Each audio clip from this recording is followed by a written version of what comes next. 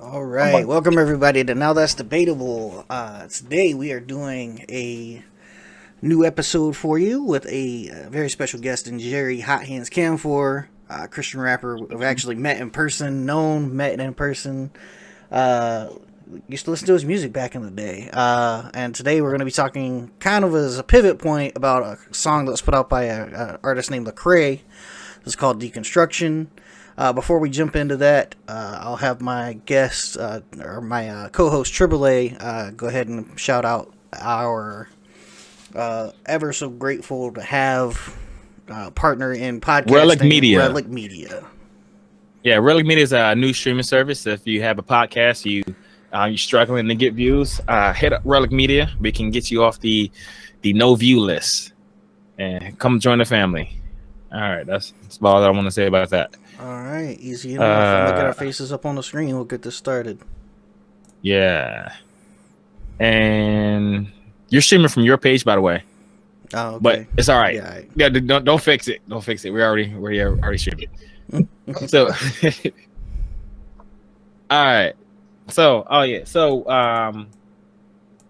any of the listeners, I don't know if you have heard the song "Deconstructed" by Lecrae.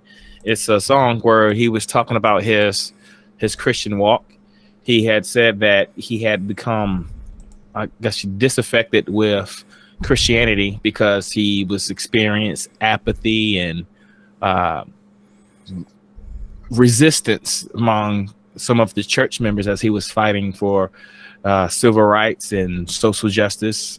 In particular, he was very concerned about some of the shootings that was happening around 2015. I think he talked about Mike Brown. I think he mentioned him by name. There's a few other artists. And so he had said at the end of the song that he had mistaken the apathy of some of the members in the church with the church itself. And he had went and did some more studying and relearned how the scripture ought to be taught and how it ought to be understood. And he said it had been corrupted by the West. He didn't say this, but implicit was that I guess the West had corrupted the text to teach very oppressive versions of the scriptures. And he doesn't believe that the scriptures as they were written were meant to teach that. And so he wound up staying with Christianity. So I think he made the wrong decision. I think some of the apathetic and some of the apathetic attitudes of the church, and then some of the egregious actions of the government are fully supported by the Bible. And you obviously don't, Hot Handz. What do you want me to call you up here? Njeri or? This is great. That's what all right. So yeah. So I wanted to there was one, his lyrics in particular. There was one in particular I had saw. He had said that, where is it? I had it written down here.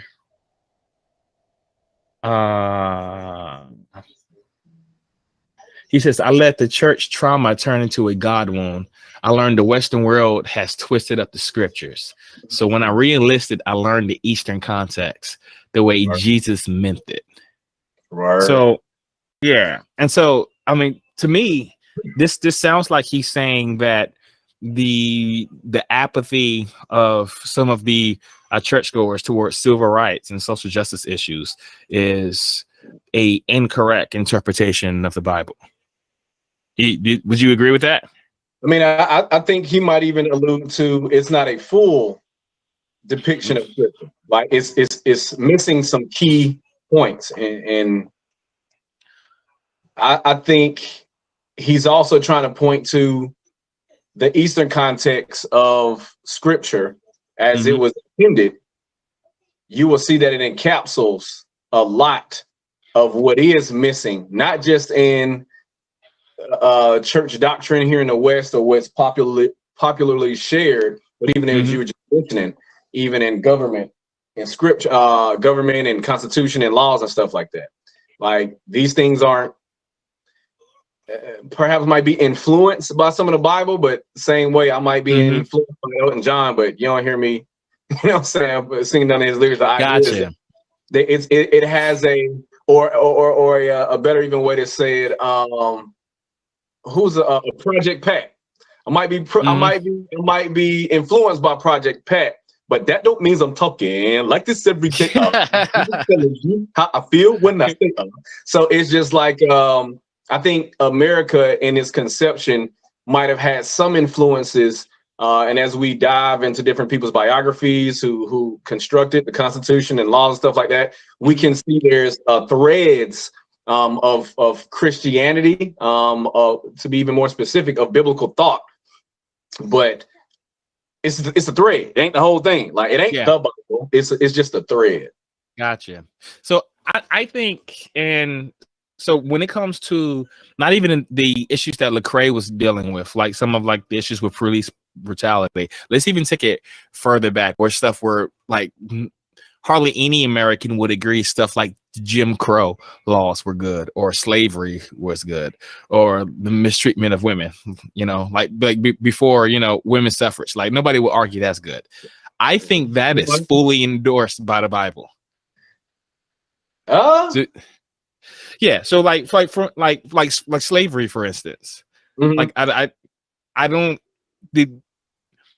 when we talk about the slavery in the Bible, if you want to be opposed to it, the best you could pull from it, as far as verses that are opposed to slavery, the best you could pull are generalities, such as, you know, treat others as you want to be treated, love your neighbor as yourself, you know, stuff like that. That's kind of like broad principles. But when the Bible talks about slavery, when it gets specific, when it talks about slavery, it's an endorsement. It never prohibits it ever. I give you like several instances of this. It's in like Exodus 22. Like this is right after the 10 Commandments. I mean, and here is God has this opportunity. He has this new nation, right? New people, right? He has this opportunity to like really like set humanity on a path forward and give them, you know, laws about like equality and justice and stuff. And what does he do? Slavery. He gives them slavery. He shows them how you can have slavery. He tells them God gives human beings slavery. That was God's concept. Well, yeah. I mean, well, I as an atheist, I don't think it's God's concept. It's in the Bible. So okay. Yeah. So I mean, right there, like right. I think it's chapter 21 or 22 is one of those when it talks about how the treatment of slaves. It tells you how long you can beat them. It tells you that like if you're a Hebrew male, you know, you can be enslaved for 6 years, and if you're a female Hebrew slave, then you just can't go. Period. And if you're a non-Hebrew slave, and this is the funny part, like God tells them, he says, purchase your slaves from the heathen around you. All right. And so they're slaves permanently. Like to me, is that what you saw? Well, yeah, it says they're your property forever. Okay. Yeah. I mean, I'll be honest with you. I mean, me coming from a pro-black home as well, in Atlanta, home of civil rights, right? Or a bedrock, a milestone, a huge landmark of civil rights. I was kind of trained to be critical of the Bible with a certain lens as well. And slavery, ain't gonna lie, was one of those that you would hear a lot of different people with, as I would say, maybe combative faiths. They would try to come in and just talk about how, you know, the Christianity is the white man's religion, utilizing slavery as one of the key points of why, like, what kind of God would do, what kind of, and it's like, oh well, surely, you know, coaches. It's a fairly easy argument to make, though, right? No, I mean, considering it's the same way. So it depends on kind of what your end goal would be. A coach doesn't have practice for 4 days a week, shooting practice for his kids to go out there and miss and brick, you know what I'm saying, half court shots. It's like, hold on, we don't even practice half court shots. Why are you shooting a half court shot? Or even 6-footers in the lane, layups, make those. We practice those for you to make them, not to miss them. Now, you will miss them. That just what happens because you're not perfect. So in the same way, I would say I don't think God endorses slavery, let alone constructed slavery or created slavery. I think slavery. Can I read a passage to you? Say it again. Can I read a passage to you? Yeah. If let me finish my thought, if I can. Okay, go ahead. I'm sorry for cutting you. Go ahead. You good? Because I want to hear the passage too, and I love it. And I was like, now that you say that, I got to reach way back from my Tony Evans Black Bible.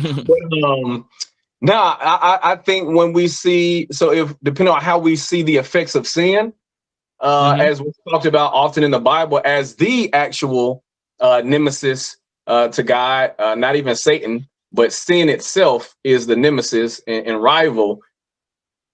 It's an effect of sin that, you know what I'm saying, these other hateful things come about, not so much from the hand of God themselves. God is like, well, you could have did this way. Same way with that same kid who don't come to practice 4 days a week. Like, hey, we out here working on free throws. You had the opportunity to learn how to shoot a free throw, but you weren't here. So don't ask me to get in the game. 2, when you get in the game and you shoot a free throw and you brick, you can't be like, dang, coach. Why you make me miss this shot? Sir, I did not make you miss the shot. You just missed the shot because that was the condition in which you ended up in. But go ahead and read that passage.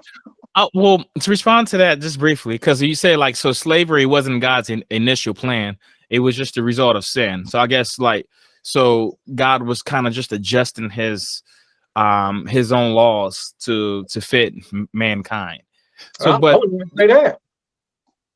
You say you wouldn't. What God does, he tries to illuminate the horribleness of sin, like the weight of it. So he was like, do you think he was illuminating the horribleness of slavery by allowing it? He was like, hey, buy slaves and treat them bad. You can beat them as long as they're without in 2 days. That way you understand how bad it is. Yeah, I don't think that's what he said. I think he was saying, check out these people who don't follow me. This is the evil that they do. Watch this. You see what they're doing? This is but it wasn't just them doing it, but he was doing it. But maybe he was like, so we're the passage. Okay, sure. I think that'll help. Yeah, so the passage, this is Leviticus.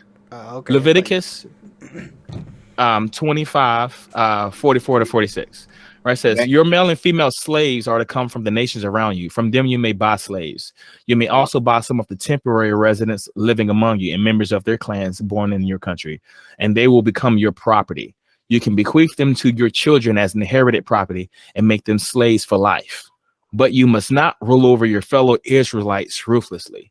And so that last passage is to me is very enlightening, right? Because when it says, but you must not rule over your fellow Israelites ruthlessly, like it's a tacit acknowledgement that slavery is ruthless. But you can do it. You can do it, you know, to other humans, not to your Israelites. To me, this is a perfect justification for the type of slavery that we saw. And yeah, I mean, I don't see how it's not like this to me. To me, like if I'm, he said, don't do it like them folks. We're going ahead and do it though. Well, yeah, he's acknowledging that it's ruthless. Yeah, and so, the way they doing it, oh, that's heinous. No. But he says you must not rule over your fellow Israelites ruthlessly. But he says from the beginning, your male and female slaves are to come from the nations around you. But don't rule over your fellow Israelites ruthlessly. So for the slaves that is coming from abroad, you can rule over them ruthlessly. That's to me that is the implicit message. It's acknowledging that slavery is ruthless. You got to read the rest of that. Then you got to read the rest of that to draw that type of conclusion, because that's not at all what it's saying. That's just that one spot at that one part. Because what this Levitical law, it's about how you becoming, like you just said earlier, a new people, right? You're coming a new people, but everybody around here getting contact smoke of how everyone else is living. Like they've got contact and context of how everyone else is doing and living. And God is trying to say like, hey, bro, I don't know. First of all, y'all haven't been following me. So, and the fact that you've been disobeying me, you've already picked up, you know what I'm saying, some of the habits and trends and tendencies of everybody else. So do you think he was tolerating slavery because the Israelites had already picked up slavery from someone else? I think God can see the hearts of human beings, and he knows the bent toward them. And so when God sees a bent toward sin, remember, that's like almost an endless, infinite branching off of symptoms of wickedness, and they can vary. So you kind of have to ask yourself, it's kind of like collateral damage. And first of all, I don't know the mind of God, only the Holy Spirit can do that. But all I'm saying, like, when I see this scripture, what I see right here is, hey, here's some laws. By the way, some other laws were given to you prior to this. I really shouldn't even have to go these deep into all these laws. But apparently, as we say at a camp that I used to work at, you can have rules because stupid people doing stupid stuff. You know what I'm saying? Yeah, but here's, I mean, this rule is a provision to allow people to do stupid stuff, in my opinion. So it sounds like your argument that God is allowed. Check out in Genesis. Okay, so I just want to follow your train of thought, because it sounds like your argument is that God made a provision for slavery because these people had a predisposition towards sin, and I guess one sin in particular was slavery. So, but God went ahead and forbid other things such as murder, such as stealing, adultery. I mean, he killed the guy for picking up sticks on the Sabbath. He killed him for left some days. Yeah, but yet for slavery, he makes provisions for. That man got a G. Don't play with him, man. Yeah, I mean, well, sure. Okay, so what I'm saying is there's other sins that people had predispositions towards that God just explicitly outlawed, like such as murder, theft, etc. Right? However, slavery isn't treated that way at all. If God really had a problem with slavery, to me, it seems it would have been very easy to just say, like, thou shalt not own slaves. To kind of steelman that, if I can, is if you're familiar with the book of Exodus, you know that this is obviously the exodus of Israelites from the land of Egypt. And in Exodus chapter 20, you get the famous 10 Commandments. And in Exodus chapter 21, it starts with the phrase, "These are the laws that you should set before them." And it starts with a long list of specific laws on how to own, to manipulate, to beat, to release, and treat your slaves. Now, just one chapter before, we have things like, thou shalt not kill, thou shalt not steal, thou shalt not commit adultery, thou shalt love the Lord, like that. You have the 10 Commandments that are widely known throughout Exodus chapter 20. Man, literally, they were wrongly followed. I promise you want to have the book of Leviticus.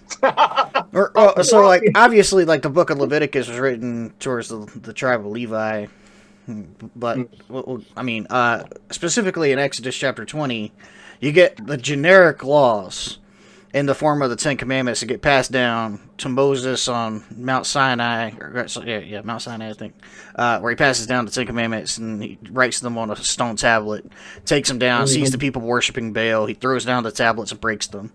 But these are generic laws that, like, have been passed down to the Israelites, right? Nowhere in them are there specific laws about owning, like, slaves in Exodus chapter 20. Instead, in Exodus chapter 21, that's the first thing we kind of get into.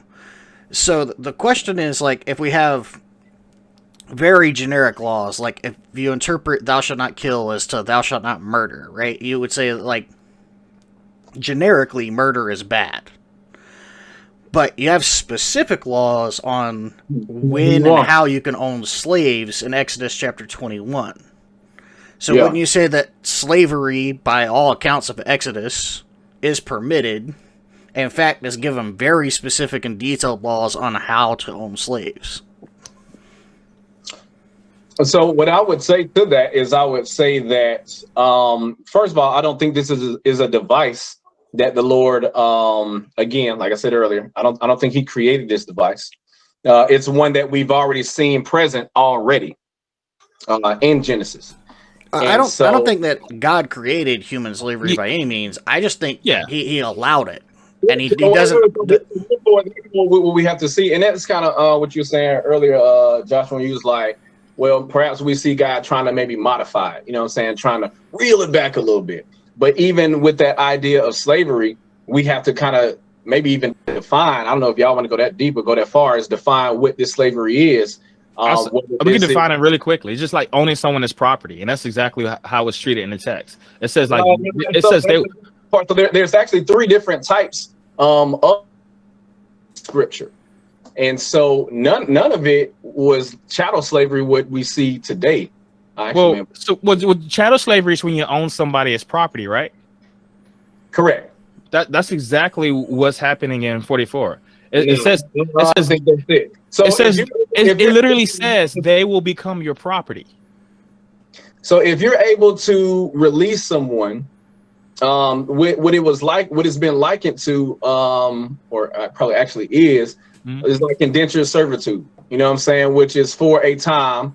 That's not what's happening here. Even if you are in debt, you are considered to be a slave to this person because you're ruled. You don't have the freedom to go about your life, your financial life, in whatever way you want because you're indebted to someone. Someone else has a say before you have it.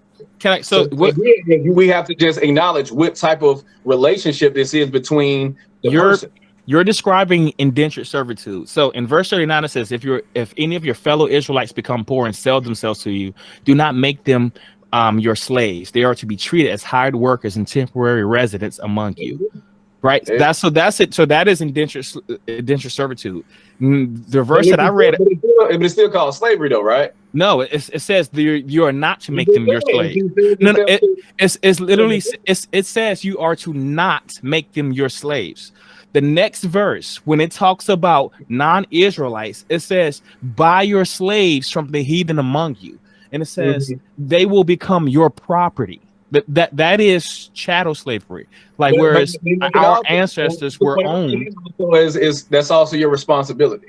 They become your responsibility. As everything you are accountable for by law or by whatever else, that you got to take care of that. So but still, your cattle, you know what I'm saying, goes into someone else's barn or something. But replacing whatever your cattle took. Sure, and so now you're responsible for whatever that quote unquote slave or person does. So sure, but I don't really see how that's relevant. I could be missing something here, but I just want to. So with even if someone like my owner, and so let's say he's responsible for me, right?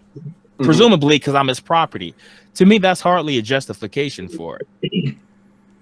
Because I don't see how that's the defense for it. Like saying he's responsible for me, but still, the problem is that the Bible tolerates slavery. You see what I'm saying? Like it says it plain. The type of slavery that you had mentioned, chattel slavery, when you become someone's property. It says it right there in verse 44, and it distinguishes it from indentured servitude, which is mentioned a few verses prior. So this is definitely chattel slavery, the kind that we were taught that you would think about as an American, like the ones that was tolerated, in the 18th century and backwards, right? Words. Yeah. So, it sounds like you said that when someone becomes your property, you're responsible for them, right? I don't see how that's a defense of slavery. Like it's still, you would still acknowledge that this is defense of slavery, right? You say, huh? Okay, you're so right. I'll see you later. Bye. So you're saying is that in a defense? Yeah. Well, it's was that you? I don't see how that was relevant. You said when somebody owns a slave, they're responsible for them. Correct. I don't see how that's relevant.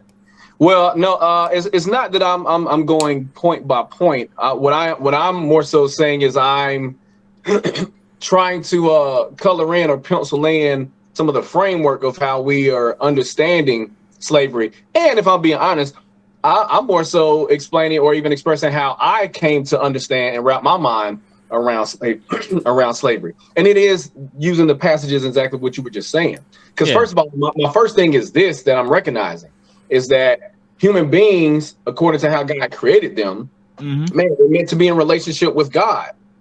Point blank, period. You know what I'm saying? So I can't get away from that. I can't let my stream of thought get away from that thought that I'm supposed to be connected and in love with this dude who's going to in turn love me back. And we're supposed to spend the rest of eternity doing just that. Now, when I misstep that and I don't do that, well, man, it's an endless list of consequences. Consequences meaning causations. I'm granted. I'm tracking.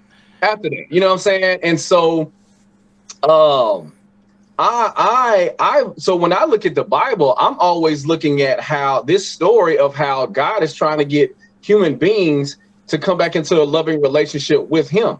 Now, also understanding the other threats, the things that threaten that connection, that reconnection, that reconciliation with God. And the thing that risks that is the human heart that's tainted by sin. That sinful trait that causes us to be selfish, to look out for our own self-interest, to look out for not the next person, but for me and what I got going on. So when I think about slavery, period, whether it's justified or not, you know what I'm saying, whether there's a defense for it in the Bible or not, anything in this situation is showing me I don't feel like this is loving. And I think you would agree too. And I think that's the point you're pointing to. So I'm not going to spend, I wouldn't spend a lot of my time saying how God, justified slavery or was in favor of slavery. I'm gonna be honest with you, I don't think he was. I think he's like, yo, this junk is stupid. Well, sure. But do you believe God felt that way about murder? I feel like God feels that way about sin. God feels that way about sin. It seems like he treats it differently. I can go to name sin 1,322. You know what I'm saying? Yeah, sure. But for number 2. Okay, but so God felt that way about sin in general. So, and you think slavery and both murder are both sins, right? I believe it is a byproduct of sin. Okay. You don't think slavery and murder, you think that they're byproducts of sin. You don't think they're sins in themselves. I think they're byproducts of sin, of living in a sinful world. Correct. Okay, so God went out of his way to forbid murder. Like, it's very obvious he's against it. Forbid murder? Yeah. Like, it's in the 10 Commandments. Like, it's like the first set of laws. Forbidding. That's not like humans have free agency to do what they want. No. But what I'm saying is, okay, he made a law, like a prescriptive law, forbidding murder. Like he could have done it. He easily done that with slavery, and he doesn't. Instead, he's like, you can buy your slaves. With any of that, he's showing what's in bounds, what's out of bounds. So when you start talking slavery is in bounds. When you talk about what the 10 Commandments is, like all of it is just showing you, man, how to connect to me, how to reach to me, how to reconcile back to me. And these are the things to do that get you back to me. And these other things are things that just push you further away from me. So do you think that owning slaves brings you closer to God? Because it seems to be endorsed throughout most of the Old Testament. You got to ask the individual that. So do you feel like owning slaves will bring you closer to God? I don't believe in a God, but it seems that your Bible's God does condone slavery. So my question is, like, do you think it would be better if you own slaves? Are you asking me now? Yeah, would you think it would be better for your relationship with God to own slaves? Correct. I believe it would. It depends on the circumstance. So would you treat your slaves? Would you treat your slaves like they did in the Old Testament? Say it again. So would you treat your slaves like they did in the Old Testament, where you can beat them? Didn't mean that. Treat my slaves. So it depends on what I got going on. Can you beat them as long as they don't die within a day or two? Some nice beds. You know what I'm talking about? I want them to get up, be able to wash their face when they need to. I want them to be able to. Can you beat them? Because at the end of the day, we gotta go back. That's the name of the game. Can you beat them? Would I beat them? No. Can you beat them? Can I beat them? Yeah. If I feel so inclined, they could beat me too. And you think that's in line with like biblical love? The Bible allows you to beat them. So the Bible would allow them to slap me like I can slap them. No, it doesn't say anything like that. No, but there's a rule. What you can't do, what you can't do right now is you can't just say, like, I think we're taking so many elements out of this when we look at this. We forget that you're talking about two different human beings who have the capability and capacity to do whatever they want. The question is, will they? Same way when we saw slavery at time. You can run if you want to. You can revolt if you want to. But then you're asking, well, what does God, prescribe? Okay, but I mean, I think the discussion of free will is something that we could take on a different day in general. But like in general, when let me kind of make it. That is the component that's present here. I'm not denying it is, but let me ask you something, right? You live in the United States, right? You say you're from Atlanta, right? So, like in the United States, it's illegal for you to kill other people, right? That's a law. To who? According to the United States government, the government which you currently reside under. White folks. All right, cool. Yeah. That one. Yeah, I mean, there's black legislators too. I know one, but you know white folks. I know black legislator. I know one. Well, so we're talking about today. Yeah, I mean, regardless, it is unlawful to murder in the United States. In the United States, it's unlawful to murder, right? That's a prescribed law. Murder somebody. Well, I mean, whoever decided to make that a law passed it into law a long time ago. Okay, right? It's not relevant. They thought that. Well, it's not really relevant to the question or where I'm going with this. Y'all asking me about murder? Yeah, I'm asking you, like, do you abide by the law in the United States not to murder people? No. So you go out and murder people. Man, if I give me an opportunity. Well, you see what I'm saying? Like, you see how dishonest you're being? You said I'm being dishonest. Bro, come on. Okay, so you said you would own slaves, and then you said you're not abiding by the law of not murdering people? Bro, you don't even know me, bro. What you saying? Bro. Okay, all right. No. Hold on, guys. So like, answer the question where you wanted me to. Okay, so like, I'm asking you to answer honestly. That's all. Yes. What do you think I just did? Okay, so obviously you don't go around murdering people. So, what I said, man. You finna look. Then you finna out. What is it called? What they call this? Incriminating evidence. You creating incriminating evidence for me. Okay. No, I mean, I'll put it out this way to say that we have, this is by no means a confession or you see that? Ooh wee, that beep beep beep beep beep beep. Go ahead, man. I'm listening. All right. So by no means is this a confession or admissions of evidence or guilt. However, I assume that you don't go out murdering people. Yeah, I ain't found the right opportunity. Okay, but you have free will, right? You could if you wanted to. Yeah, I express wouldn't it still be illegal though?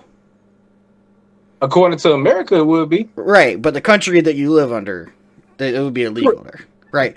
Yeah. So in the Bible, I would say that, like, even if you have free will, you could own slaves, but it wouldn't be illegal. It wouldn't even be a sin because the Bible says it's okay. Well, the idea is, so again, you're kind of having to understand, like, so when we're using those words of sin, we got to say what is sin. Well, it's I mean, slavery is not a sin according to the Bible. Can we stop here? I'm not concerned about sin. Like, I'm not religious, like, nor is Facade. Like, what we're concerned about is like slavery, and it seems like it seems asking moral questions about slavery, whether it's good or bad. But how you gonna determine what's good or bad, and for who? Well, okay, owning another person is that good or bad?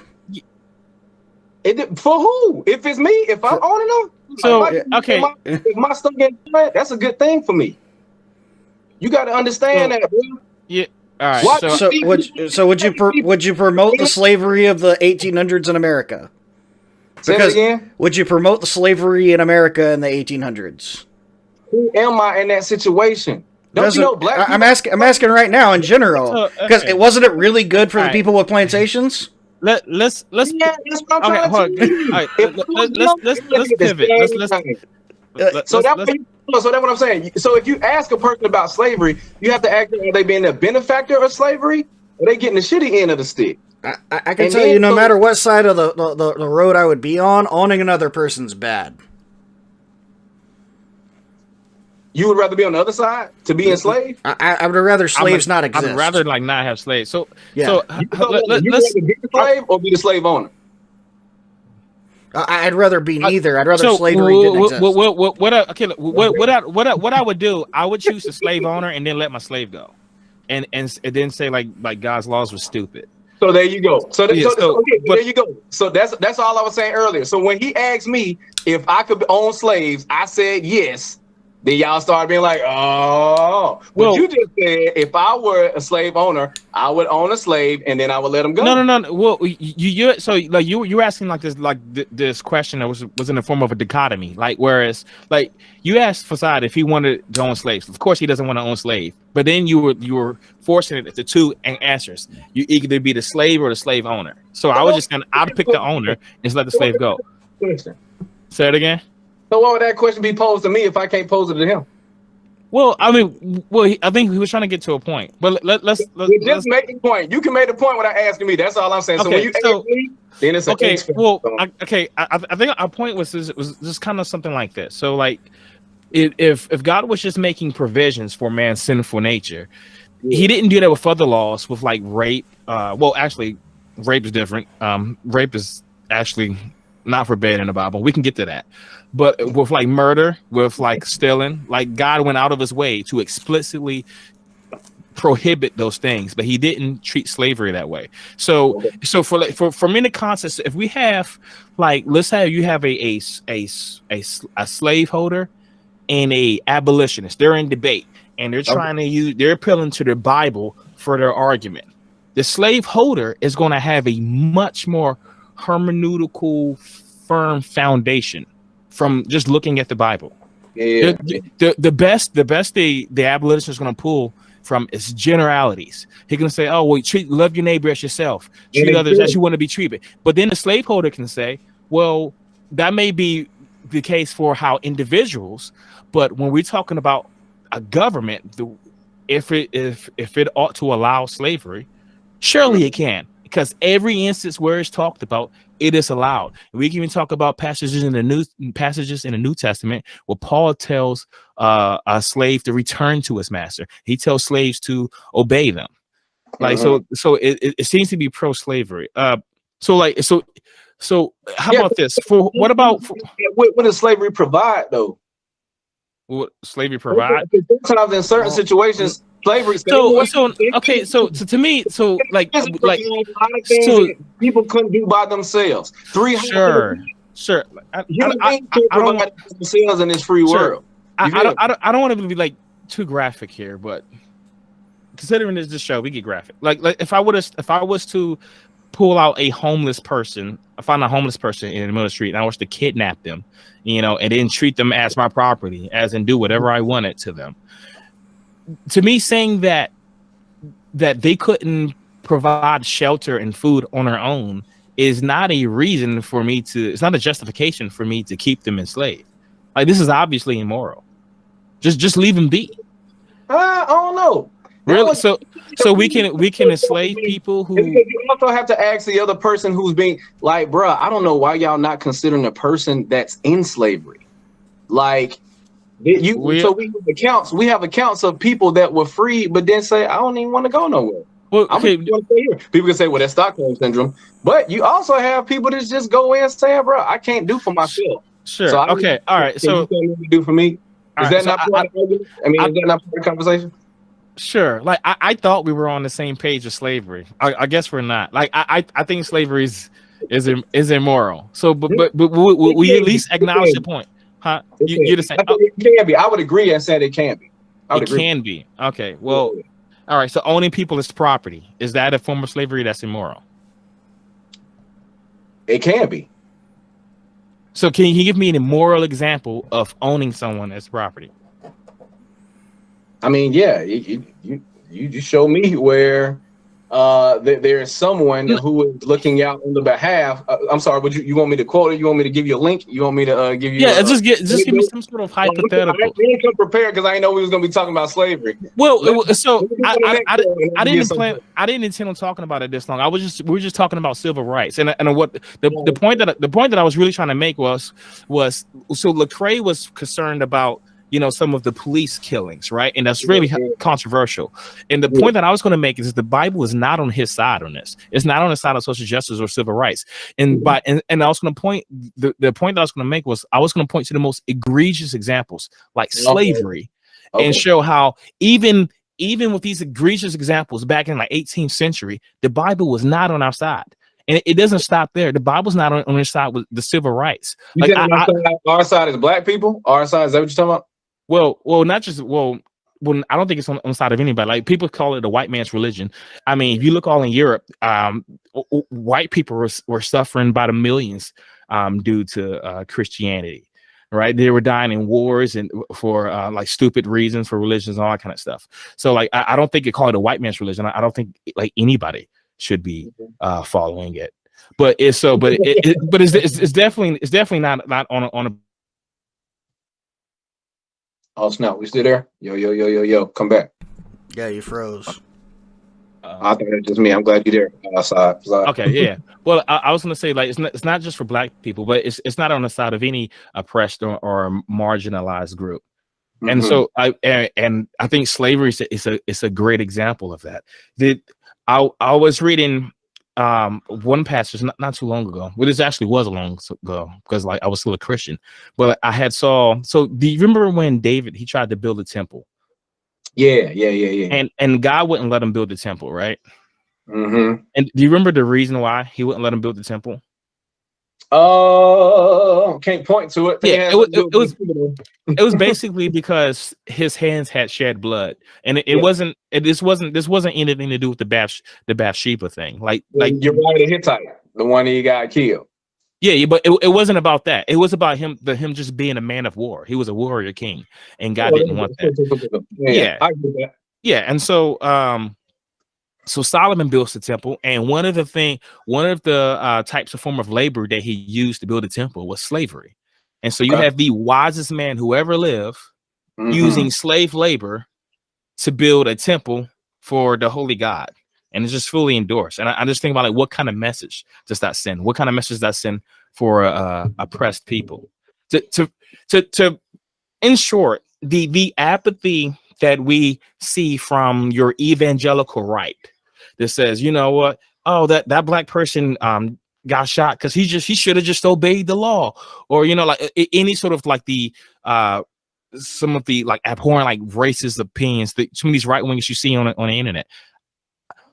Looking at the Bible, I don't see how you can say that they're wrong. Like it seems to be on their side. Mm-hmm. So I'm following. Yeah. So okay. So I mean, like, tell me, like, what passage? This is why I say Lecrae got it wrong. If this is what he was most concerned with, he should have just left it, because Christianity is not on the side. Like the West was not taking this out of context. The Bible, in its context, supports oppression for marginalized groups. So like, if you didn't have you done like much studying like on like how Israel ran as a nation, like back in ancient Israel. So like it was just pretty much an apartheid. The timeline we're talking when? Well, if you just look at the laws that was written for them, like it's an apartheid government. Biblical times. Yes, biblical times. Yes. Like it's an apartheid government, right? So like even if you were a foreign national, when you acquire property, you couldn't own it for forever, right? You know, after so many years, it'd be returned back to a Israelite. You know, Jubilee, right? We talked about like slavery. It was only 6 years if you were an Israelite, forever if you're a foreign national. So there's another, like, it's the type of government that we saw in South Africa. I don't see how you can look at the Bible and then use that as a justification to go against the apartheid governments or Jim Crow laws, etc. And I think that's a very good point in what you bring up, because it's almost saying if that were the only thing Lecrae were considering, then kind of his hope would just fall apart, because as you're saying, the Bible would very much double stamp that idea. Yeah, and so I think, but that's why I think there's other components about the Bible that are also piercing truths that in a lot of ways they completely obliterate, eclipse, and overshadow and eclipse the heinous thing we see about human beings treating the other in an undignified way. So I think we would see that as a common theme throughout the Bible and throughout the ages. And so to your point, as the Bible documents that heinous act, in the series that follow after, we're seeing that in Lecrae, I could imagine as maybe I felt, or even maybe similar to how you felt like, as you said earlier, it's immoral. Certain things are immoral. It hits you in a certain way. It's like, yo, that can't be good. There's no way that can be good. And so I would like to think, as I think I've kind of heard him articulate, that those were the things that would crush him, because you would continue to hear these evangelicals also not look out for the other. So although they're not, enslaving someone, or they themselves aren't pulling the trigger, or they themselves aren't throwing out the case, of the what do you call it, the assailants for Trayvon Martin and Falon Castile, because they're not the ones personally doing it. But it's like, yeah, but you ain't really coming to the defense of the slain, or the victims. So in a lot of ways, that still feels quite familiar, as if it resembles the hatred that's found in this book. So I think the things that we do have in common when we see our reality is we see, as I see it, we see sin running amok. And so I think, again, I'm not Lecrae, nor am I Lecrae representative, defense attorney, or publicist. You know what I mean? I think there are hard truths to wrestle with, for sure, as a Black man, when you start considering the times from, I guess what they were saying, 2016 or 2014 to even 2020, 2021. Those things are hard to stomach. And so as you're processing that, it's kind of what the whole deconstruction track is about. Forgive me if I'm rumbling. But it's about how do I process first of all, what I'm seeing, secondly, what I'm experiencing internally, and then thirdly, to your point, like how does that reconcile in the Bible? Like, what do I see that as? And so it would depend on the individual. And as I've even shared with some of my friends that have stepped away from the faith, I'm like, hey, it is what it is. Do what you got to do. If you need to go find answers, go find them. I'm like, I'm good. My answers are found. But everybody needs to find their own reason to be reconciled back to God, and then it's even to your point, like, even if you believe there's a God. So dealing with human beings, that is a very real, upfront, present thing that you can't get, you can't get rid of that. You know what I'm saying? You can't ignore that. And so whether he got it right or wrong, I think that brother is in a good place, as he would even describe a better place. Now that he's taking that walk around the block, he's taking time to dialogue with other people who've been thinking similar thoughts, but maybe they've even, come to different conclusions. I think that's the exercise of it all, is to get it off your chest, get it out of your mind, to put it, in the air and spin it around and evaluate it. Sure, but like the people that Lecrae has spent all these years arguing against, right? The Christians who weren't on his side on this issue, like he says in the song that they were taking it out of context. They weren't. Like, and I mean, not just them. I mean, we can go all the way back to like the slavery thing. I don't want to go back to that topic. So we can talk about like women's suffrage, people that oppose women's suffrage. I don't see any support for equality of women in the Bible. Like there's different laws. For instance, like when we're talking about, I don't want to talk about slavery, but with regard to Hebrew slavery, the males were free after 6 years. The females weren't. Right? There's a law. If cold world out there for a female. Yeah, I mean that's God's problem. Maybe like have some. Yeah, maybe. Yeah, what it is, because there was this view about women. Not as much anymore, but especially back then when the text was written, that women have some sort of inferior place in society, and that was reaffirmed throughout the Bible. I don't see argument against it. For instance, like if a man thought his wife was cheating, right? He could take her to the temple, and he could force her to drink this magic concoction. The priest would put dust from the temple in it, and she would drink the magic stuff, and it would force her to have an abortion, right? And then make her barren. Like there was no similar law for the men. If the woman thought that, I think that's a very good point. I think that's a very good point of evil, of sin, present in human beings. No, okay, but no. So this is a law from God. So like men and women cheat, right? Men and women. Well, first of all, black men don't cheat. We got to establish that. Okay, all right. So these were so I'm white. these I were cheat. not these were Israelites. So this can happen both ways. Like to me, if I was going to incorporate, like I think this law is stupid, right? To abort a kid, force a woman to abort a pregnancy because of this. But if this is going to be incorporated, you would think it'd be incorporated both ways. Like wouldn't you say that only allowing the man to do this would be misogynistic? You don't think it's discriminatory? Only allowing the man to get away with it or to behave that way? Is that what you're saying? Yeah, the man. Well, so if he suspects, not if she's actually in fact cheating, but if he suspects, he can force her to go into the temple and drink some magic dust juice. Yeah. And then if she actually cheated, it's going to swell her organs. She's going to go barren, and then as a result, abort the child if she's actually pregnant. There's no similar law. What is that? My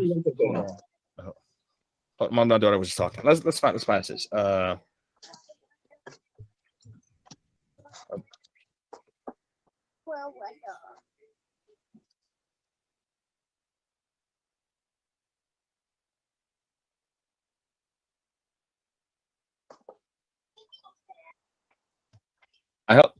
Facade, help me find it really quick.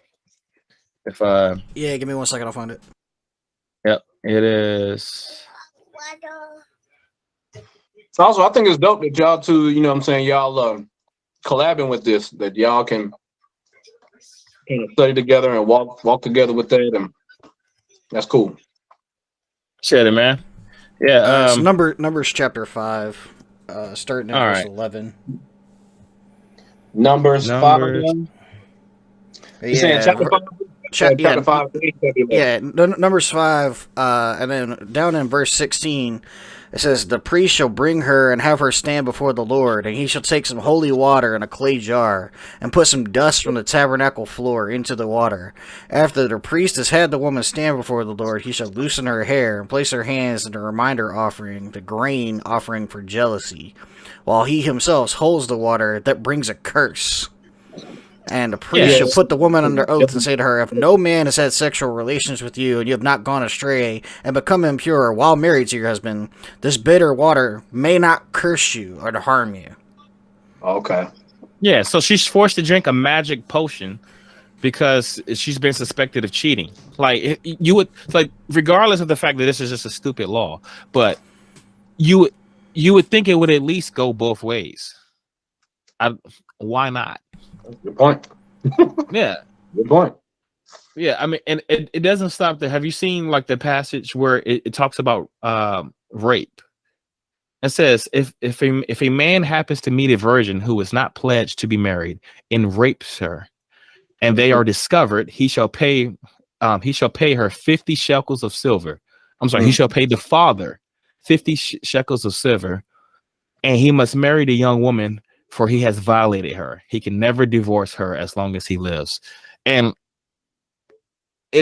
I've had Christians try to say that this is like a punishment for the man, but I mean, like, presumably God isn't stupid, right? So if this law seems to be a punishment for the female as well, even if maybe the guy doesn't want to marry the woman he just raped, sure, but you see how this could be right there? Say it again. That was the rape passage you were talking about? Yeah. That's in Deuteronomy chapter 22. 22. Yep. Yeah. Verse 28 and 29. Good looking out. Yep. He said he must marry. So he pays. So as repayment, so to pay for his sins, he pays the father 50 shekels of silver. I remember that. And then he has to marry the woman's completely left out.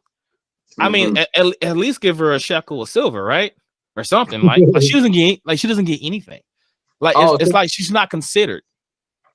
So like, and if you read through the rest of the passage, the context is that because she was raped and she lost her virginity, she is of no value to the father anymore.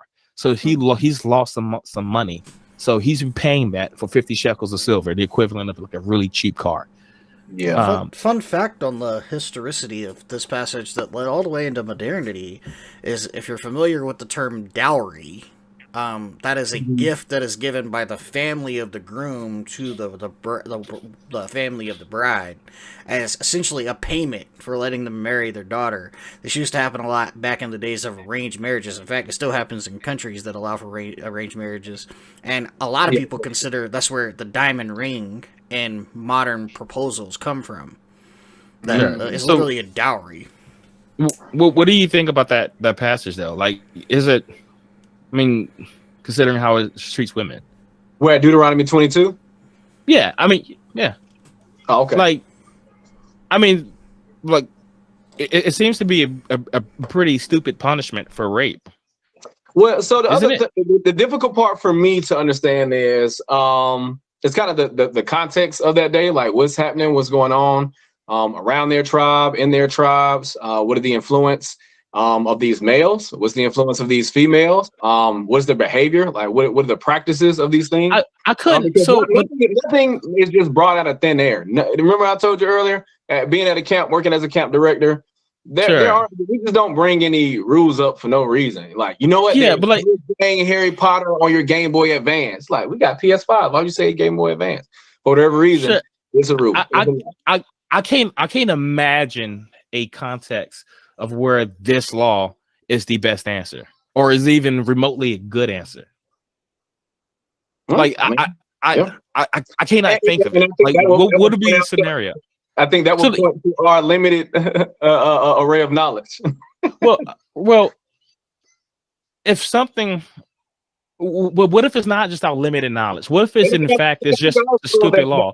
Like, so if it's so easy for us to critique days of old because of where we are now. Like, all of our mindset has been framed around where we currently are.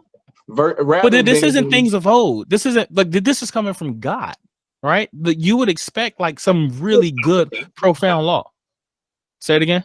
I said, yeah, you were saying it comes from God, as if that was supposed to be easier for me to understand or easier for you to understand. I mean, no, I think regardless, not that it's easier to understand, that it ought to be like a moral law. Like, I can, in 30 seconds, I can come up with a better rape law. Like, how about this? And he just pays 50 shekels of silver, and that's it. He's not even forced to marry her. That is a better law than what you have here. Because that way she's not forced to marry her rapist. Yeah, I mean, like I said, I think it's a very good way of trying to wrap your mind around that situation. In hindsight, because that's all we got from these texts. These texts give us a very small glimpse into a window of a world that's extremely vast, and that's what I'm saying. In 2023. Way beyond our understanding of what was even there. So we got nerds sitting up in colleges trying to figure out the exact context of each thing. And to your point, you might be saying, well, how bad could it be for it to have to come to this? And that's just what I'm saying. If you're asking me, I don't know enough about this time to have to be like, yeah, that's the one. Yeah, God. You that one right there. Can I make a really simple point though? Mm-hmm. You know who shouldn't or doesn't have the problem of context if he exists? You're the God who inspired the Bible. He was there when it was supposedly written, and he could have made it very clear on laws regarding slavery and rape, on especially now living in a more quote-unquote woke culture, if you will. But I don't even think woke is necessary. I think just living in a culture that just has common decency. Essentially to do things against, make laws against slavery and rape where you don't have to worry about it if this God is timeless. Well, you can't do it. Why humans can't do it? Well, they do, and they did. We have. I can show you laws from all 50 states and all the different countries, and I guarantee you that all of their laws on rape are better than this. Okay, so shout out to humans then. Then you just give humans props and leave that man alone. And that man trashing his job, and it is what it is. But that the person that they're going against is your God. What you're saying is that humans are better at writing laws than your omniscient God. Yeah, yeah. I mean, if that's how you feel, I agree. If that's what you come to the conclusion of, well, I don't. Do you think it's an irrational conclusion to come to?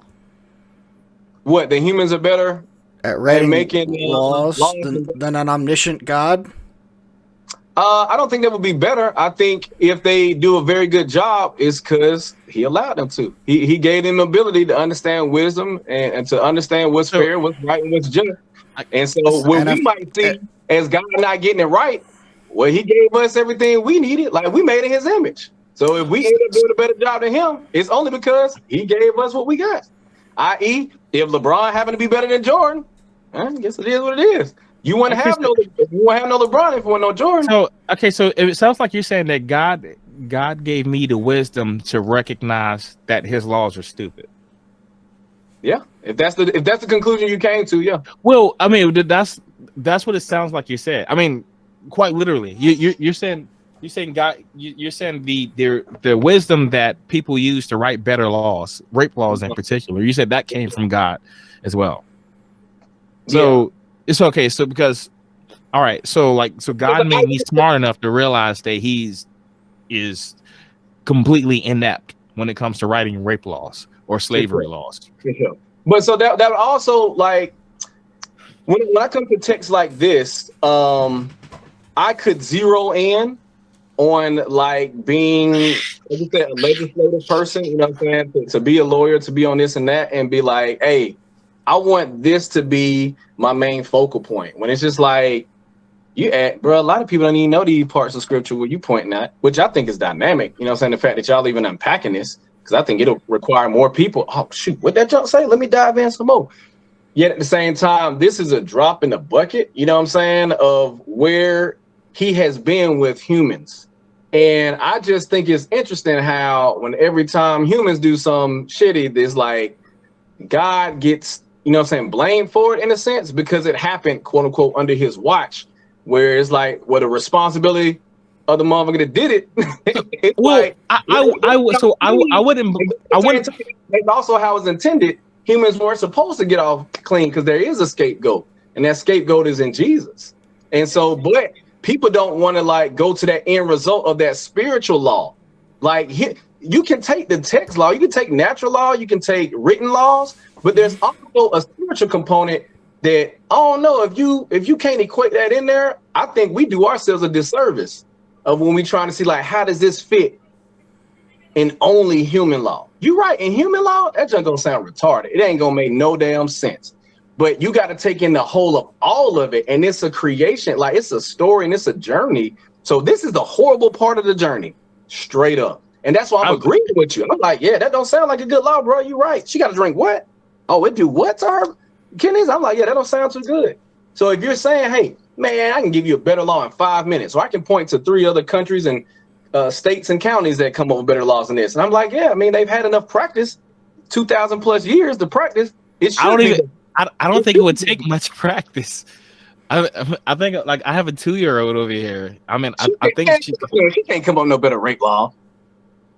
I think if we were to explain it to her. Thank you. Yes. Oh, that's a very good point. If you were to explain to her, so you're creating a framework of how those things happen. Yes, but like you wouldn't think you have to explain, but you wouldn't think you have to explain it to God. Like he already knew this, and here he is. Here he is. The framework, though. I mean, I'm very familiar with the framework. I mean, I was a Christian for like a decade and a half. You said for how long? Like a decade and a half. Oh, okay. Yeah, I probably I mean, the same. Hey, but he been God for a minute, bro. And this idea. So, like, to go back on your point a little bit, when it comes to people blaming God, at least atheists don't do that because we don't think he exists. But I noticed earlier, like a few minutes before that, you said that, like, oh, God gave people the wisdom to write better laws. Seems that, like, you want to point out to when people do things well, you point to God as well. Like, why can't they both go both ways? Yeah, like, I don't necessarily point to God's failures because I don't necessarily think he exists. But, like, my point is, if you're trying to use the Bible to defend something, it's not a really good it doesn't have really good arguments against things like slavery or even rape. Like it's pretty poor. I don't think it's meant to be, which is why it wouldn't be. So I agree with you. The Bible isn't meant to be a defense for anything that we're arguing today. I think the Bible, if anything, is speaking of how human beings need a savior, because look how daggum trash it is when humans run it. So would you say that's a poor? You've been running it too. Would you say it's a poor use of getting to something like morality? Say that again. What are you asking me? Would you say that it's like it would be poor to use it for something like morality? The Bible is a poor. Would you say it would be poor to use it to establish or dictate your morality? Oh, gotcha. Yeah, and see, I think that's what y'all were pointing to earlier, is saying people who use the Bible as, you know what I'm saying, that standard. You know what I'm saying? And I think it takes, first of all, I would use it not as an indicator, you know what I'm saying, to what morality looks like. Because I don't think morality is a set line. I mean, is a set list of commands, you know what I'm saying, and laws and things like that. Because as I understand the law in the Bible, the law shows us you flawed and you fucked up. Like, bro, you ain't gonna get it right. Like, that is the whole point of the law, is to show us without Jesus, you're incapable of being the true human I created you to be. That's why I'm showing you. So the same way when y'all look at this law and be like, that don't make sense. And God, I feel like God is saying, you know what, you're right. None of this makes sense, which is why I was ready to get rid of it in the first place. In fact, I was about to be about it. I did it one time. I do it again. I promise I'll do it again. Try my gangster. And so it's just like, yeah, humans are constantly getting this junk wrong. And my patience is getting what wrong? Like morality wrong or the Bible wrong? So I think that idea of morality, I mean, forgive me if I'm wrong, is this idea of, is something right or wrong? Is that right? Yeah. So, but I was just asking what you were referring to. Because I think, morality is right and wrong by who? Like, that's why I would give y'all the thumbs up if you're saying, well, who's determining what's moral, what's right and wrong? If we determine it, I'm like, yeah, I agree with you. If it sounds good to you, it sounds good to you. But if you ask me what God if God is saying what's right and wrong, God gonna be like, I don't know if that fly for me. And we're trying, I think, to a lot of time to understand the heart and mind of God, if he even exists. So I think part of us even trying to connect with that idea of if he even exists is not gonna help us try to make sense of none of this. Because you take the main factor that try to piece this together. I wouldn't say that right and wrong is determined by either of us, like by us or God. It's just determined by well-being, and being raped isn't good for people. It's not good for the person that's being stroked. Yeah, so, but that's what I'm saying. It was good, but it's good. No. But we're talking about everybody. You gotta consider everybody. So we can't just consider. We can't just consider them. Everybody's gotta chime in on what they think is right or wrong. So I get So coming from the context of the Bible, it probably would be okay if we're going to ignore, the health of women, right? So I guess from the male's perspective, who's usually the one doing the raping, it might be good. I could see the Bible saying something like that. I wouldn't even be surprised. But, rape? I'm just asking. Well, yeah, they can. I say usually. Okay, I said usually, but I wouldn't be surprised, considering the way that it treats for the way that it treats the way when men rape women. You pay a price. You pay something to the father, and then you get to. Let me just ask you a question. This is a little bit off, and I'll admit this is a little bit off, because I'm letting y'all guide the conversation. But this one I want to ask: do we? So yes, you believe women are capable of raping someone? Yeah, sure. Does the Bible capture an incident where a woman has raped someone? No. I mean, I can only think of one incident where rape happens at all, and that's with Absalom and his sister. And it's yeah. So, do we think that's not possible? I guess technically you could also point to Noah after the flood. Technically, that's it doesn't say that though. It kind of implies. It implies some dirty. He got a hand job. This is something weird, but go ahead, make your point though. Yeah, I was just saying. Because I don't think the Bible took inventory on what evil and atrocities were done. That, you know what I'm saying, it's not so much saying that, well, we didn't capture this one, so this one just lives in a gray area, a forever gray area. Well, It's sure, like, but the ones that it did capture, it did a really bad job of detailing how it ought to be treated. Like, for instance, rape. For instance, I think it does, and so that's when y'all were talking about earlier about the Ten Commandments. I like before the Ten Commandments, you still had commands like from the Lord, like the things that identify who God is, and folks knew it.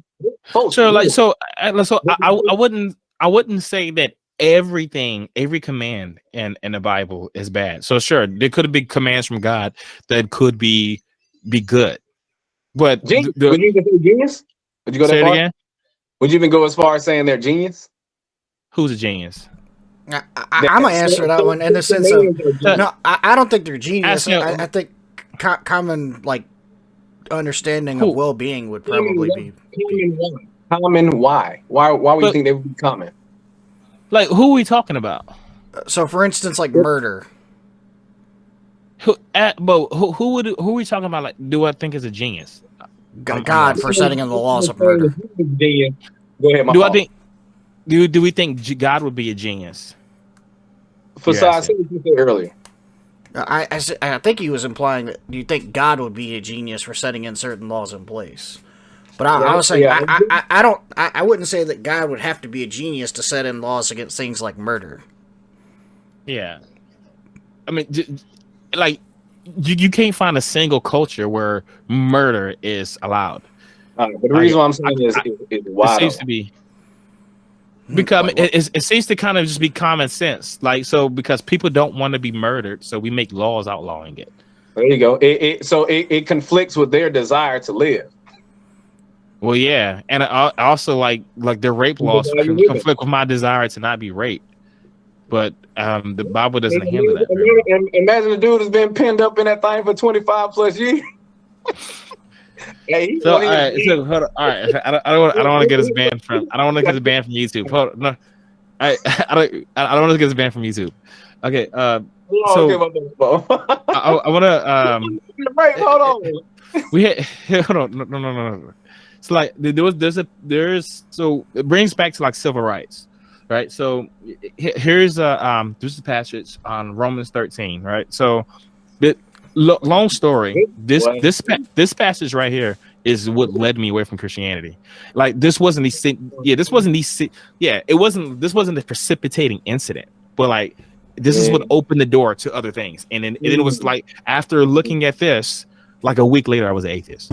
So, but it's a long story, so don't be like, oh, I read this one passage and I left Christianity. Yeah, but the crazy thing is, I'd love to hear the story another time. But yeah, okay, sure. I'm all ears. I'm all ears. Definitely. So it says, let everyone be subject to the governing authorities, for there is no authority except that which God has established. The authorities that exist have been established by God. Consequently, whoever rebels against the authority is rebelling against what God has instituted. And those who do so will bring judgment on themselves. Right. So it goes on to say, for rulers hold no terror for those who do right. That's wrong, obviously, because the rulers often hold terror for those who do right. But when we talk about like the civil rights, right, especially the type of civil rights that's most familiar with, it's like in America, with African Americans. This seems to go in stark contrast to what they were fighting for. They should have pretty much just sit down, shut up, and just accepted what was happening. Did you ever read the letter from a Birmingham jail? Mm-hmm. So Martin Luther King, he was responding to this letter that he had gotten from this white church because he was very frustrated because they weren't helping him, fight for civil rights, and they were telling him, hey, just focus on the gospel. This stuff will happen in time, but right now this is the law. This seems to support what they were arguing for. Like this is an indictment of the civil rights movement. The people who were trying to change the laws like Jim Crow, like they were wrong, according to this passage. Mm-hmm. You see what I'm saying? It's like, so this is a great example of how of completely like going against what Lecrae was standing for. And this is why I think he should if that was what he's most concerned about, he should have just left it. Mm. You know what I'm saying? Yeah, I like that part in 13 where it says, love one another, for the one who loves another has fulfilled the law. The commandments: do not commit adultery, do not murder, do not steal, do not covet, and any other commandment are summed up by this commandment: love your neighbor as yourself. Love does no wrong to a neighbor. Love, therefore, is the fulfillment of the law. Sure, and you can have that and still have slaves and treat rape with a haphazard punishment. Apparently, what we've been speaking about so far has been obey the law or disobey the law, rather than like fulfill the law. So that means to like be in step, be in spirit. I mean, be in a step, be in the spirit of what this law is pointing out. And because if there is any law that is God's law, and as you've been pointing to in verse 13, like, man, all of them are God's laws, apparently. These are true good laws. I mean, but some people, it doesn't make an exception for good laws. It says they're all of them. So I mean, if you would, mind you, this is a point. Me and God, we're gonna have words. You know what I'm saying? When I get up there, I don't even wait till I get up there. You know what I'm saying? Paradise. I'd beg to differ.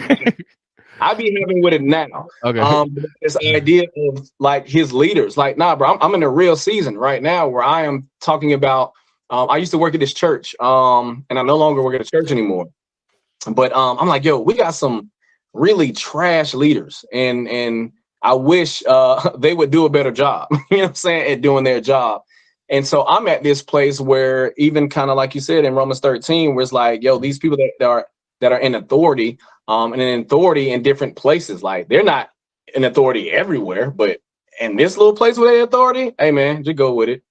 And I'm just like, you kidding me? So the other part of what I'm just saying is like when he says, but love does no wrong to a neighbor, I think that's a point which y'all were pointing to earlier. Y'all was like, yeah, this common idea of doing well to others, that's common sense.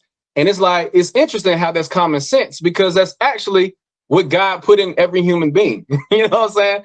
That was the internal engineering from the start, which is humans to love one another. But the way you love one another is by me loving on you. So when you sit in a place where I love on you, you loving other people is going to be cake work. Sure. So what if not allowing me to love on you? You're going to act a fool at anybody any given time on your demand when you want to. And so it gets hard to figure out, yo, who's doing a loving act toward me, for me, and who's just doing stuff to me for their benefit, because that ain't love.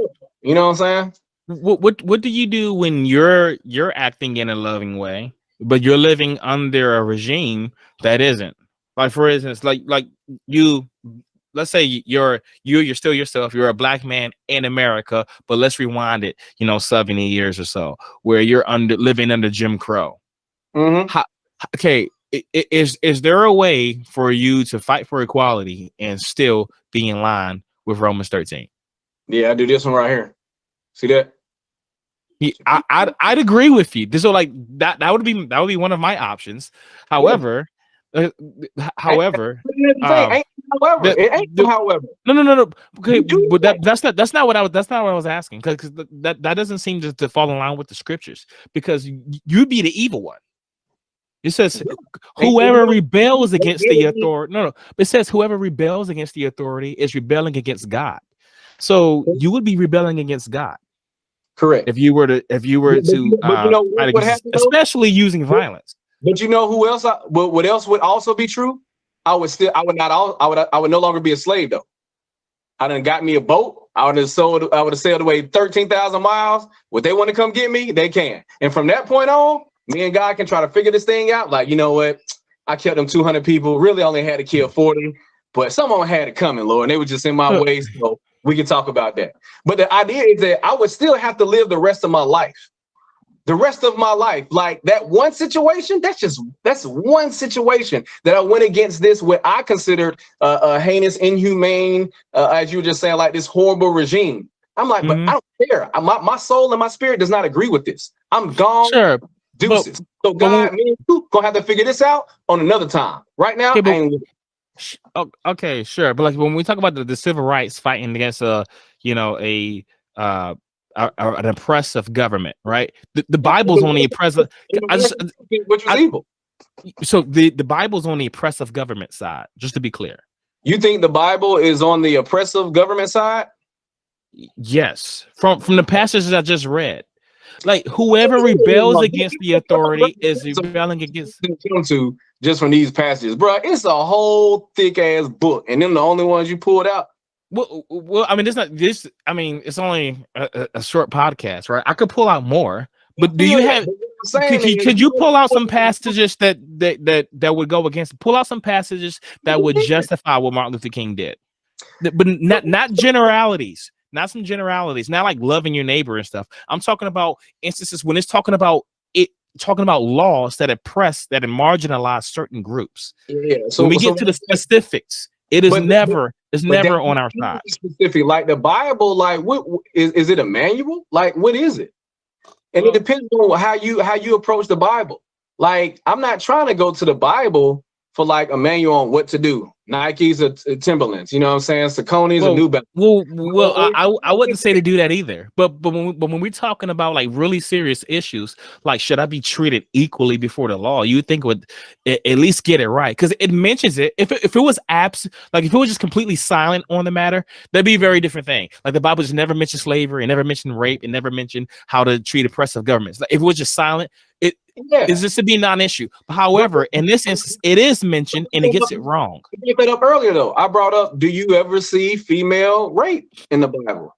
So you can say the Bible is silent on that, but I think the fundamental purpose of anyone raping anyone, regardless of the gender, regardless of the age, I don't think that's a loving act. So when you try to take away, we say, well, not the generalities. What do you mean? That's the whole thing. I wouldn't say that it's a loving act. Like I don't think Facade with it. I don't think anybody would argue that the Bible is saying that it's a loving act. What we're talking about is the trivial way that it's treated. You pay the father a price and you just marry the woman. Like she's not accounted for at all. And the same with the when is it okay to lie to God? To lie to God? Yeah, when is it okay? I wouldn't say it's ever, according to the Bible, to lie to God or to lie at all. And yeah, Snowfall, the last season is on right now. You know what I'm saying? Okay. And it's a lot of lying that's going on, a lot of betrayal going on, and it hurts. It hurts bad. And so we can see where there's a moral code being upheld, and the effects of when that moral code that people might agree upon, people might see it differently. And it's the fallout from us not seeing eye to eye on these moral codes. We're making a whole series out of it. So what I'm saying is, I know you all are going to different aspects of, that are, I'm gonna be honest, like these are really confusing. These are conflicting passages, like in history, period. You know what I'm saying? Let alone in literature. You know what I'm saying? Like, yo, are you kidding me? What type is this, a villain? Is this a hero? Is this an anti-hero? Like, what type of person scripts this stuff? And if this were to be true, how do we wrap our mind around it? So that's what I was saying earlier, like, yo, God is gangster, like on some for real. So what I'm saying is, if I think I find there are more reasons to kind of say how God shouldn't be followed and trusted. There's a reason why I asked about lying, because God said, you lie to me, bro, off with your head. You know what I'm saying? But at the same time, we see that with a gangster, with somebody else, it's just like, hey man, you lied, you get what you get. Game of Thrones, off with his head. But we'd be like, hey, I guess he was real. He was right on his word. So what I'm saying by that is, like, I think when you use the whole of scripture, like all of it, and then we try to come to a conclusion of what quality of being is God, if he exists. I mean, the main characters in it are humans, but I think a lot of what we see in the Bible is humans interacting with who? They ain't talking to themselves. You know what I'm saying? They ain't putting themselves in this situation in some ways. Like these women, to your point, like these women aren't subjecting themselves under these crazy men for no reason. So they too, and there's a passage in, what was it? I think it might be 1 Kings, it could be Judges. Oh girl, she's a virgin. Oh, the dad was a king, and he was losing the battle, and he started praying. He said, God, man, if you let me like strengthen my troops, let us win this next battle, and I promise whatever else comes through that door, I will sacrifice it unto you. His daughter walked through, and he was like, dang, I done made a promise. I got to keep my promise. Daughter, I'm gonna give you a couple weeks to go frolic around with your friends, live it up, but you got to go. I got to have that head. So I'm like, for me, that would be a passenger like, that's stupid. That don't even make sense. Can you pull up? And y'all brought this up in the last episode I was listening to, when he pulled the Abraham and Isaac sacrifice. Like, all right, you can go kill her, but hey, wait, stop. Nope, dude went all the way through with it. Killed old girl. So what I'm saying is, yeah, these are other passages where it can seem like, yo, this is painting God in a horrible light. Like, dude ain't really got it under control. But that's just what I'm saying, that when you just taking different pieces of the scripture, which to your point, seem like they make no sense. If I lived in a situation like this, like I said, in the 1820s, even 1920, as a black man, I'm like, bro, this is not it. I will be trying to read it. I'll try to get other understandings from it. I'll be trying to get my own freedom. I'm gonna go sail away to South America, wherever else I can get away. So I'm like, this reality does not agree with my spirit and my soul. So if I am to acknowledge God, I'm gonna figure this out if I desire to. But that's also the other part of that, is that humans don't have to, bruh. But that's exactly what the Bible is. The Bible is showing how God sees humans not caring nothing about him, and God swoops in on some, hey man, what's up? What you got going on? Hey. And so I see that in the Bible, that God coming in and showing like, yo, I'm worthy to be trusted. I'm worthy to be considered and followed and loved because I love you. But I think we just see humans, whether they are like mad, disappointed, like just, God, I'm done with you. Like, none of this makes sense. You see this stuff? Who could trust you after this? And God is willing to prove his worthiness all the time. So I'm agreeing with you, man. This is some tough passages, bro. Yeah, I would I wouldn't even call it tough. I mean, it's definitely hard to swallow, considering it's coming from the Bible, and a religion that I used to think so fondly of.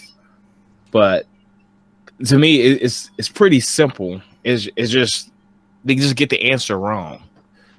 To me, the reason it sounds tough is because it's coming from something that we thought was perfect, and man, it gets like kindergarten level ethics, just backwards.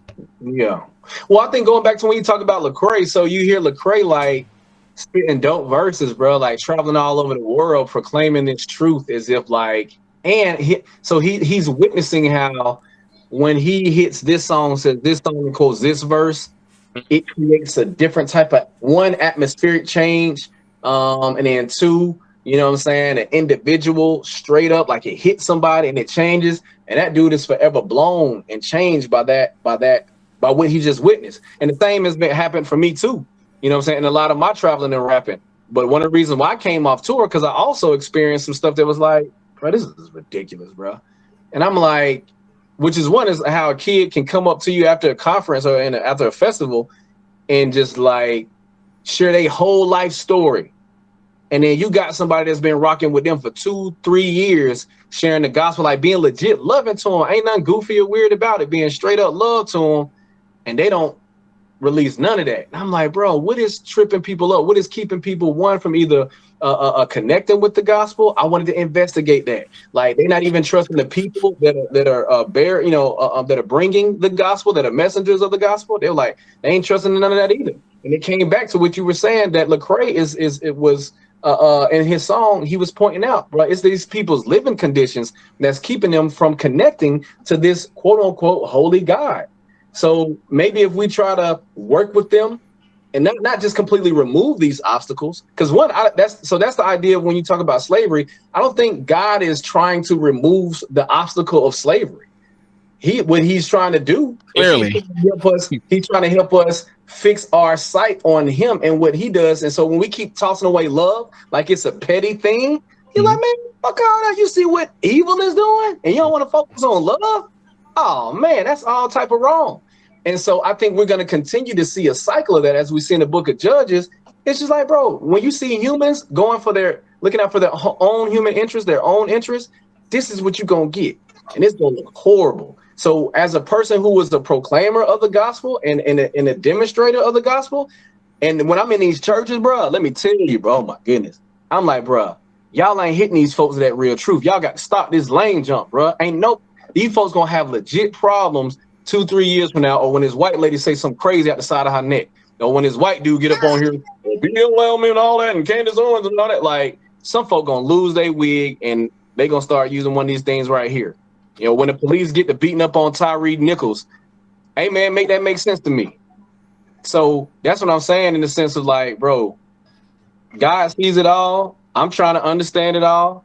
And what I'm for real trying to tell you is like, folks don't show up to practice. They're not shooting their free throws. They're not getting in his word. They're not praying with God. They're not struggling with God. They're not wrestling with God, even if they acknowledge him. So for people who don't acknowledge him, I'm just like, bro, I see it. Damn, man, I'm talking too long, ranted, because I meant to talk about other points you said, but my fault. It was just a crazy It's all thing. good. I was one of the we get kind of late. We gotta wrap up the show. My family gotta I gotta feed the kid because she just walked out the room. I don't know if you can see her, but like yeah, man. I wanted to appreciate you for coming on the show, man, and just being willing to talk to us, especially on such short notice. I think I hit you up Monday. And so you were quick. So you know, I'm going to see your swole neck anyway, man. I was like, yeah, boy, I want to see how thick that man neck is today. You stay on swole. Yes, sir. Man. Yeah, man. So, bro, yeah, we like to have you back on sometime near future. Hey, yeah, man, don't be pulling that slick stuff, man. Give me some time to send me some links too. All right. I'm gonna send you a video I think you might enjoy. It was put out by a former Christian that's turned atheist. He has a lot bigger follower than us. But it was called "Church Services Are Designed to Influence You." Okay. And it's a pretty interesting like psychoanalysis on how church services work. And I think it may kind of speak on what you were just talking about, where you have that emotional connection or that connection with people. Like after, you know, going and making a performance and something like that, because music is a really, really good way to connect with people. And if you grow up in a particular environment, or even if you like get accustomed to a particular environment, you notice that you make connections with people. So when, you know, like the way I grew up with the music I listen to, if I hear a song, it may make me nostalgic to listen to that music again, or it may make me feel a certain way. But doing so can be a way to manipulate people. And I'm not saying that's what's happening, and I'm not saying that's what people are doing all the time. I'm just saying it's a really good way to prime people to get in a certain mindset by listening to music in general.